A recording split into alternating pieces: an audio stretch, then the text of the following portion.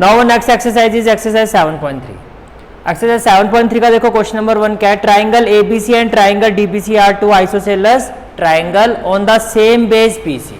तो first of all what has been given in this question, the given part of this question is triangle ABC and triangle DBC are two isosceles triangle, are two isosceles triangles। फिर आपको ये कहा जा रहा है, अच्छा isosceles triangle का मतलब क्या हुआ, can I say that is AB is equal to AC। Isosceles का मतलब यही हुआ, that is AB is equal to AC and DB is equal to DC and DB is equal to DC। यहाँ तक कोई डाउट है तो बताओ, यहाँ तक क्लियर है, ठीक है। आगे देखो क्या कहा जा रहा है आपको, are on the same side BC, AD is extended to intersect BC at P। AD is extended to intersect BC at P। देखो AD जो आगे आ रही है और BC को किस पॉइंट पे इंटरसेक्ट कर रही है, P पॉइंट पर। तो आपको कहा जा रहा है show that, to show, what we have to show here, to show first part is triangle ABD, triangle ABD is congruent to triangle ACD, is congruent to triangle ACD। Part 2 triangle ABP, triangle ABP is congruent to triangle ACP, is congruent to triangle ACP। ये भी clear है आपको, ठीक है। Part 3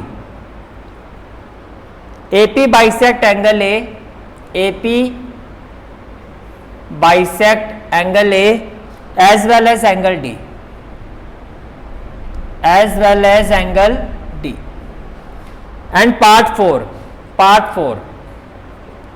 AP is perpendicular bisector, AP is perpendicular bisector of BC, AP is perpendicular bisector of BC। ये आपका पूरा question है, यहाँ तक क्लियर हो गया, ठीक है। अब फर्स्ट ऑफ ऑल आप ये देखो, we have to prove ABD congruent to ACD, ABD congruent to ACD। तो मैं फर्स्ट पार्ट से स्टार्ट कर रहा हूँ। तो पहले आप क्या करोगे, कंसीडर करोगे, क्या करोगे, कंसीडर। तो जब आप कंसीडर करोगे in triangle ABD and triangle ACD, कुछ ऐसे लिखोगे, ठीक है। तो can I say that AB is equal to AC। देखो ABD ACD इस ट्राइंगल की बात हो रही है, तो AB AC के इक्वल है, AB AC के क्या है, इक्वल। तो आपने कहा AB equal to AC, why? it has been given।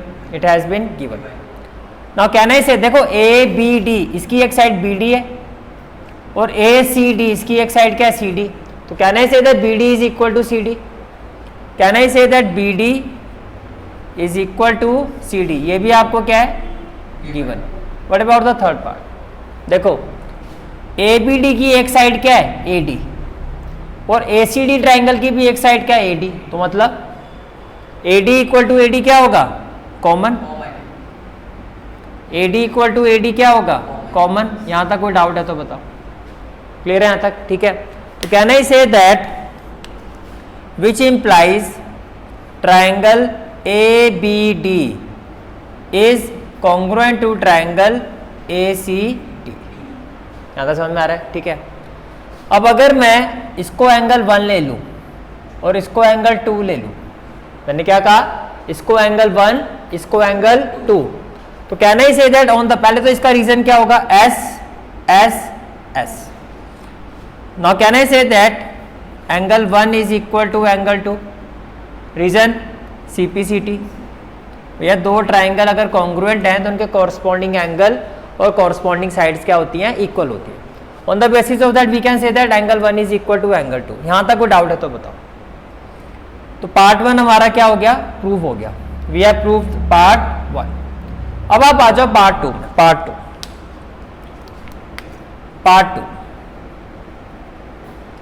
Triangle ABP and congruent to triangle ACP, ये आपको प्रूव करना। तो आपने कंसीडर किया इन triangle ABP and triangle ACP. कोई डाउट?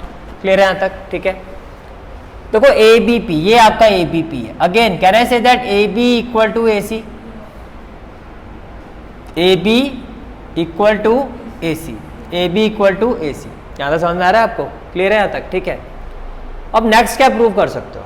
देखो AB जो है AC के इक्वल है। Can I say that angle 1 equal to angle 2, angle 1 equal to angle 2। Reason क्या लिखोगे? इसका रीजन तो होगा given. What about this one? Proved above. Very good, क्या लिखोगे? Proved above. What about the third one? ABP में एक साइड आ रही है AP और ACP में भी एक साइड क्या आ रही है AP। तो आप क्या कहोगे? AP is equal to AP। Reason common. Reason क्या होगा? कॉमन। अगर ऐसा है तो can I say that it implies triangle ABP is congruent to triangle ACP।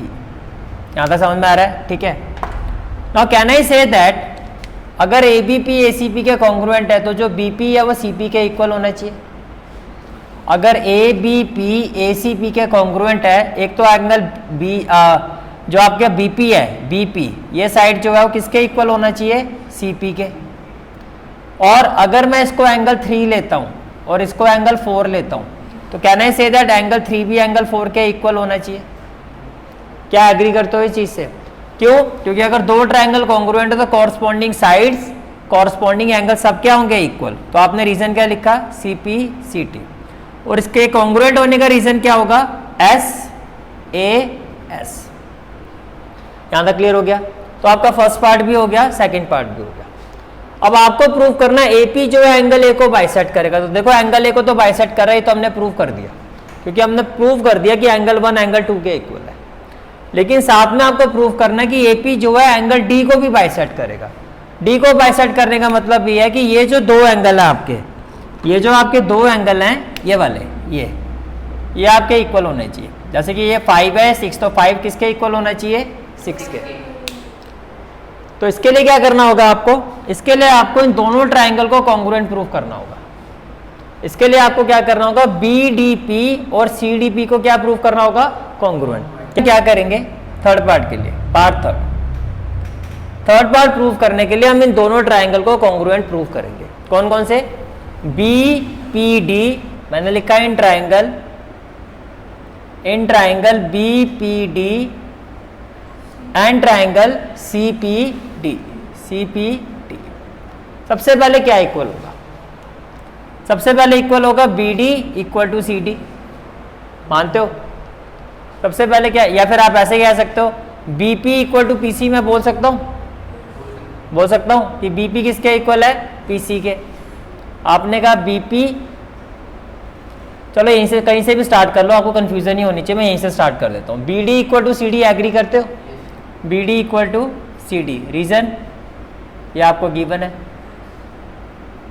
तो first of all BD equal to CD ये गिवन होगा, ये बात क्लियर है? ठीक है, उसके बाद BP equal to PC, BP equal to PC। तो आपने लिखा BP equal to PC, BP equal to PC। ये क्या है? Proved above.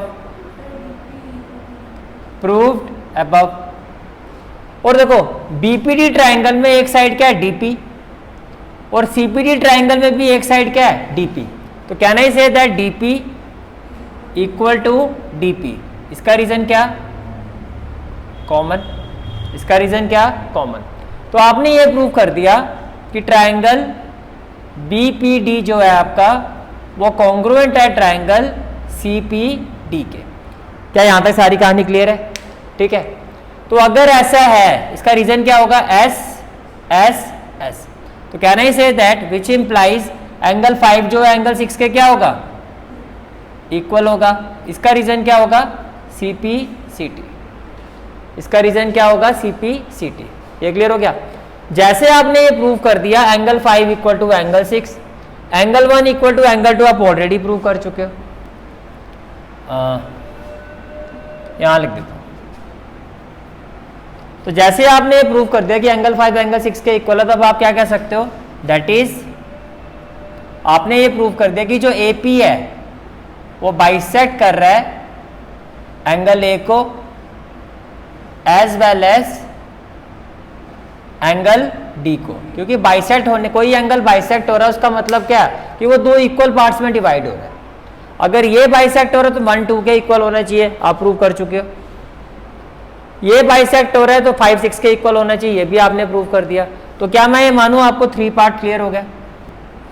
पार्ट 4 में आपको क्या प्रूव करना है, AP is perpendicular bisector of BC। Part 4 में क्या प्रूव करना है, AP is perpendicular bisector of BC। तो परपेंडिकुलर बाइसेक्टर का मतलब क्या होगा, एक तो BP PC के इक्वल होना चाहिए, तो आप ऑलरेडी प्रूव कर चुके हो। बाइसेक्ट परपेंडिकुलर का मतलब 3 और 4 क्या होना चाहिए, 90 डिग्री। 3 और 4 क्या होना चाहिए, 90 डिग्री। तो कैसे होगा देखो, तो मैं पार्ट 4 की बात कर रहा हूं।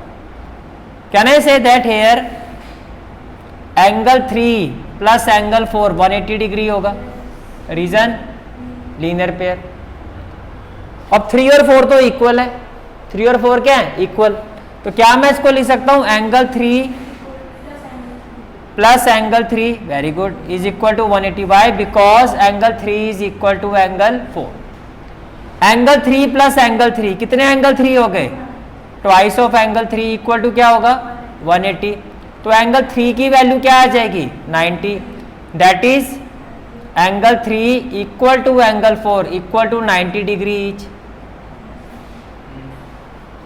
तो ये भी 90, ये भी 90, और BP इक्वल टू क्या है, PC। अब आप क्या कहोगे, because angle 3 equal to angle 4 equal to 90 degree and BP equal to PC, BP equal to PC। तो इसका मतलब क्या हो गया, therefore AP is perpendicular, AP is perpendicular bisector of BC, hence proved। समझ में आ गया, ठीक है।